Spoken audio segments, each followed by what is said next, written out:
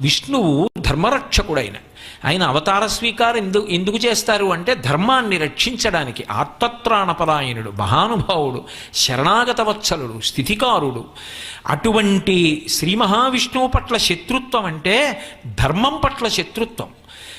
శ్రీ మహావిష్ణువుకి శత్రువు కాగలిగిన వాడు, సమస్త లోకములను గడగడలాడించగలిగిన వాడు, ఇంద్రుణ్ణి కూడా ఓడించగలిగిన వాడు, మహాబల సంపన్నుడైనటువంటి వాడు నాకు కుమారుడుగా జన్మించాలని అడిగింది.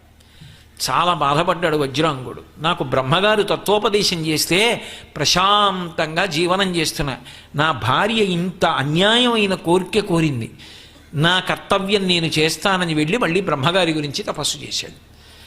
తపస్సు చేసినప్పుడు ప్రత్యక్షం అవడం దేవతల లక్షణం. కనబడితే బాబాయ్ అలాంటివి అడుగుతాడని కనపడకుండా తప్పించుకోవడం అలా చేయరు. కాబట్టి బ్రహ్మగారు ప్రత్యక్షమయ్యారు. ఏం కావాలన్నారు, ఇదిగో ఈ కోరిక అడిగాడు, తథాస్తు. అలాగే పుడతాడు.